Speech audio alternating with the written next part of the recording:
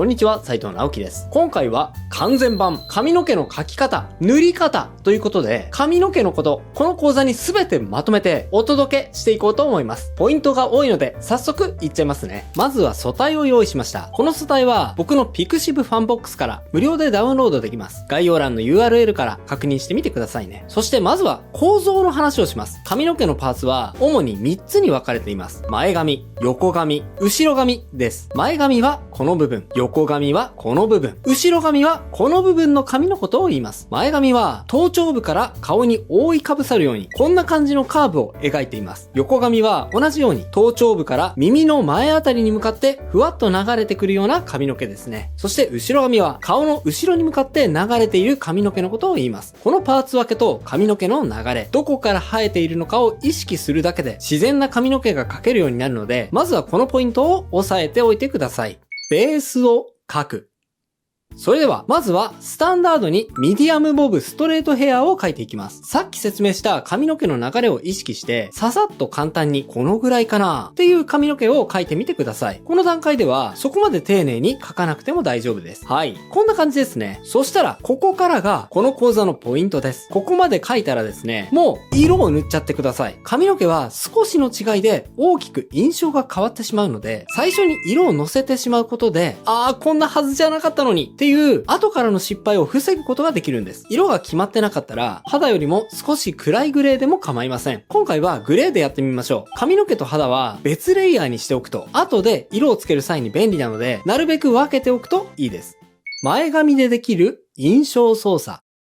そしてここからは印象操作について解説していきます。前髪、横髪、後ろ髪、その長さや生え方を調整することでキャラクターの性格、印象の操作ができるようになるんですよ。各パーツ、順番に解説していきますね。まずは前髪。前髪は主に性格を表現することに役立ちます。大雑把に言うと、前髪が短ければ明るく、素直な印象に、前髪が長く、目が隠れるほどミステリアスな印象になっていきます。それでは実際に変化をつけていきましょう。素直な元気っ子を描く場合には、このようにおでこが見える面積をちょっと広めにしていきます。これはスタンダードな印象ですね。かなり明けつけで言いたいことをズバズバ言うようなこの場合には、思い切って前髪を上げてみるのも手です。ちょんまげだったり、カチューシャでもいいですね。このようにパッツンヘアにすれば、ちょっと幼い感じだったり、個性の強さ、独特な性格や立ち位置を演出できます。優等生を表現したければ、このようにセンター分けにしてもいいのではないでしょうか。逆におでこがあまり見えないようにすれば、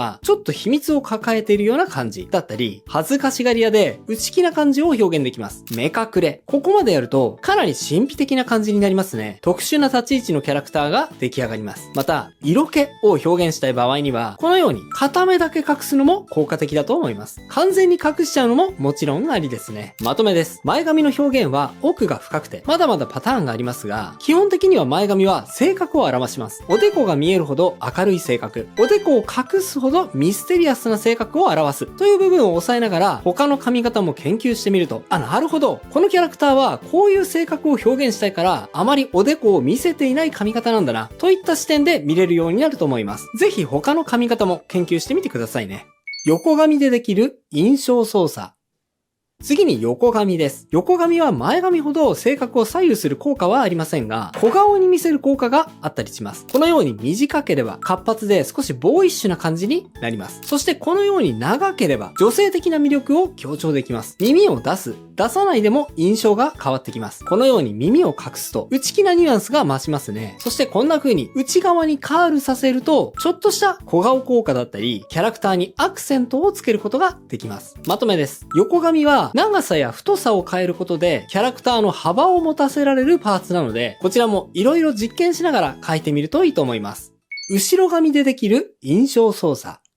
そして次は後ろ髪です。こちらは割と単純ですね。女の子っぽさの調整やキャラクター全体のボリュームを調整する役割を果たします。こんな風に短ければボーイッシュな爽やかさを表現できますし、長ければより女の子っぽさを演出できますね。それとこれは特殊な例ですが、ソーシャルゲームなどの場合、レアリティが高いキャラクターをデザインする場合には、どうしてもキャラクターの表面積が画面に対して多くないと、レアリティの高さを表現しづらいため、SSR になるようなキャラクターはこんな風に後ろ髪が結構ボリューミーになる傾向があります。横紙もそうですが、こんな風に遅れ毛を描いてあげることで重たすぎない軽さを出すことができますので、追加してみるのもいいと思います。はい。後ろ髪はこんな感じです。その他の印象操作。あと特徴を持たせたいなら、アホ毛、外羽、ツインテールの描き方なんかも紹介してみたいと思います。まずはこのように特徴的なアホ毛を追加することで、キャラクターのシルエットに変化をつけて、より生き生きと個性的な印象にすることができます。外にね、ぴょんと出すのもいいですし、そこまでアグレッシブな印象にしたくなければ、シルエットの内側にしまうのもいいでしょう。前髪、横髪の一部を外羽させることで、キャラクターにアクセントを加えて、個性を演出することができます。これも色々なパターンがあると思うので、自分なりに研究してみるといいと思います。あとは、ツインテールの描き方。これは結構線だけで描いていくと、かなり大変だったりします。どのぐらい太いのか、や髪の毛の流れを制御するのが大変なので、ここで失敗してしまう人多いのではないでしょうか。そういう時にはこの必殺技です。もう最初から線を描かずに色だけで形を決めていってみましょう。今はグレーでやりますね。はい。こんな感じで描いていけば、後からもっとボリューム出したかったのにとか、反対にボリューム出しすぎたみたいな失敗がありません。全体の印象が決まったら、こんな風に上から線を描いてあげます。はい。こんな感じですね。まとめです。アホ毛、外羽、ツインテールはキャラクターの個性をより強調したい場合には効果的なので、こちらも色々試してみてくださいね。それとキャラクターを生き生きと見せるなら、やはり大事なのが表情です。動画の最後で紹介しますが、必見、これを意識すると顔がうまく描けるようになります。という動画がね、表情を描くのにはすごく参考になると思いますので、こちらも概要欄に URL を載せておきます。捉え方のコツ。はい。そしてですね、髪の毛にカールをかけた場合もあると思います。基本的には先ほどお伝えした印象操作のポイントは変わりません。先ほど紹介した印象操作のポイントを押さえつつ、カール髪を描いていってみてください。キャラクターをカール髪にする意図としては、カールさせた分、ふわっとした女の子の柔らかさを強調できる髪型になります。これは僕の絵柄の場合ですが、カールした髪の毛を描くときに意識することは、ペラペラ髪をイメージして描くということを意識しています。こんな風にペラペラの髪を意識しつつ、裏と表を描いていくことで、軽さだったり、程よい立体感をプラスしていきます。あとはこうすることでまとまり感があって、すっきりとした絵柄も表現できることが良いところですね。さあ、ここまでが髪の毛の基本的な描き方と、パーツごとの印象操作の話をしてきました。ここまで聞いてくれた皆さんは、かなり自由自在に、思い通りのキャラクターを髪の毛で描き分けることができるようになったと思います。ただですね、ここまでで半分ですね。大事なもう半分が残っています。それが、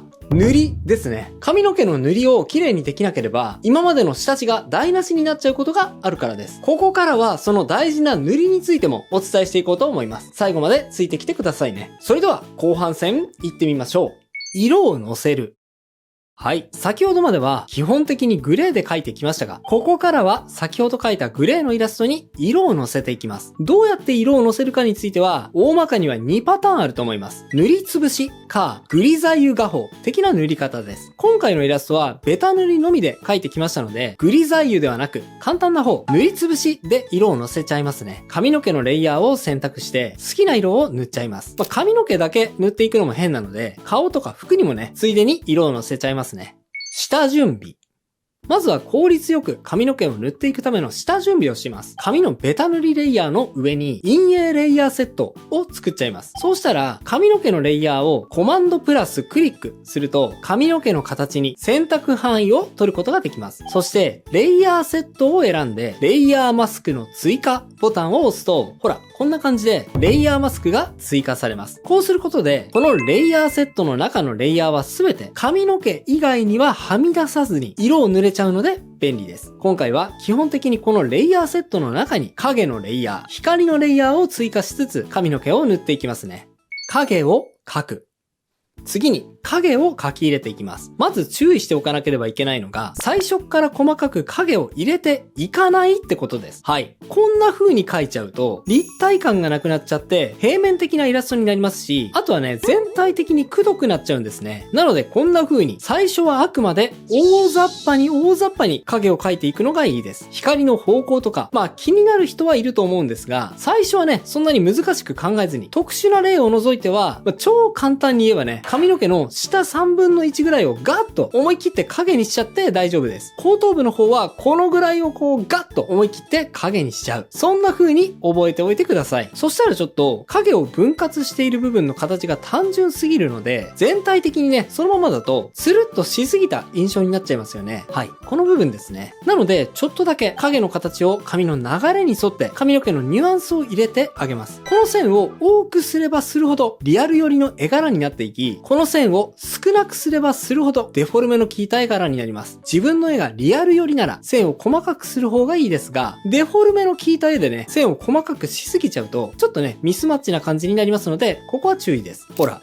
なんか変じゃないですか？それと影の形についてですが、これは髪の毛の塗り方に限ったことじゃないんですが、特別な意図がない限り、無彩色。無彩色っていうのは、サイドがない完全なグレーのことですが、この無彩色を乗せるのはあまりおすすめしません。無彩色でね、影を入れちゃうと、キャラクターがくすんでしまうからですね。割とですね、影色ってキャラクターから香ってきそうな香り成分に影響すると思っていて、なんかですね、グレーで影をつけちゃうと、ほら、こんな風になんかちょっとですね、臭そうになりませんか？清潔感を表したい場合には、緑や青系統で温かい自然な感じや健康さ、色っぽい感じを出したい場合には赤系統で、そして怪しい感じを出したい場合には紫系統の色で影を入れてみるといいと思います。フォトショップの場合には、ここのスライダーから色相とサイドを自由にいじれるので、いろいろ実験してみてくださいね。ハイライトを入れる。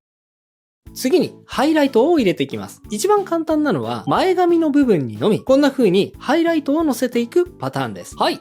これで完成。めっちゃ簡単でしょ？はい。そしてね、これだけでもいいんですが、もうちょっと質感を追加したい場合には、ハードライトレイヤーを追加して、さっきのハイライトからは一段薄い色を乗せていきます。ハイライトの強さは、さっき紹介したスライダーで調整できます。ショートカットは Mac の場合にはコマンド U、Windows の場合にはコントロール U です。また、長い髪の毛の場合、髪の毛の先の方にもハイライトを入れたいことがあると思いますが、その場合には前髪の部分のハイライトよりもちょっと薄くなるように意識しましょう。前髪の部分と毛先の部分のハイライトが同じ強さで入っていると、イラスト全体の印象が平面的で、ちょっとね、くどくどしい感じにも見えてしまいますので、意識的に強弱をつけるのが大事です。前髪を透かす。これは好みですが、前髪の部分に少しだけ肌色を透かして入れることで、キャラクターに透明感を出すことができます。なんかちょっとね、華奢な感じだったり、儚げな魅力を追加したい場合には、とても有効な手段だと思います。ボケ足の強いブラシで、ふわっと肌色を薄くのせてみてください。はい、こんな感じです。ツヤの質感を入れる。ここまでで完成でも全然 OK ですが、さらにプラスアルファするなら髪の毛のツヤを追加していきましょう。さっき入れたハイライトの下のあたりに一段濃い色を入れることで髪の毛にツヤっぽい質感を追加できます。はい。こんな感じですね。あんまり濃い色を乗せてしまうと悪目立ちしてしまってツヤっぽい感じにならなかったりするので、あくまでうっすらで大丈夫です。グラデーションを入れる。アニメ塗りに近いような絵柄の場合には特にちょっと工夫しないと絵全体が平面的に単調に見えがちです。なので少しだけ絵に立地感というか立体感を追加するためにグラデーションを入れていきます。これはさっき描いたハイライトや影を強調する効果があります。まずは影にグラデーションを追加していきます。定山レイヤーを追加してさっき描いた影色と同系統の色でうっすらと毛先に向かってグラデーションをかけていきます。あんまり濃い影で描いてしまうと全体的な印象まで崩れてしまいますので、あくまでうっすらと影の階調に幅を持たせるだけくらいのイメージで影を追加していきましょう。次に光のグラデーションです。こちらはハードライトレイヤーかソフトライトレイヤーもしくはオーバーレイレイヤーでもいいです。このうちのどれかのレイヤーを追加してこちらもうっすらとさっき描いたハイライトの周りにグラデーションを乗せていきます。はい。この程度で十分です。もしかしたらね、あまり変わってないように思う人もいるかもしれませんが、ほら、こんな風にレイヤーをオンオフしてみると、ちょっとね、リッチな表現になっているのがわかりますよね。結構さりげない一手間ですが、ものすごく効果的だったりします。試してみてくださいね。リムライトを入れる。これもね、お好みでやる、やらないを決めてほしいんですが、さらにキャラクターを引き立たせたい場合には、リムライトを使うのが効果的です。リムライトとは、キャラクターの背後から強烈に当てる光のことで、キャラクターの輪郭の部分に細い面積で入る光のことです。基本的に白で入れていきますが、背後から当たる光の色によっては、ここの色は変更するといいと思います。数年前、ちょっと前にね、青いリムライトを入れるのが流行った時期もあったような気がしますね。輪郭を覆うように、全体的に光を描いてしまうと、ちょっと変な感じというか、ちょっと平面的な感じになってしまいますので、全体的なバランスを見つつ、上半身には多めに入れて、下半身には少なめに入れるというのがコツですね。はい、こんな感じです。はい、こんな感じで完成ですね。では、各工程ごとにイラストの変化を見ていきましょう。はい。こんな風に段階的に表示してみると、各工程の効果がわかりやすいのではないでしょうか。ぜひね、髪の毛の描き方、塗り方、参考にしてみてくださいね。以上、髪の毛の描き方、塗り方講座でした。いかがだったでしょうか。また、髪の毛が描けるようになったら、顔の表情まで含めて、顔全体を魅力的に描きたくなりますよね。そんな時にはこちらの動画、必見。これを意識すると、顔がうまく描けるようになります。をご覧ください。合わせてこれを見ていただくと、髪と表情、顔の印象をコントロールほとんど全てのパーツを網羅することができると思います。ぜひチェックしてみてくださいね。それではまた次回の動画でお会いしましょう。バイバイ。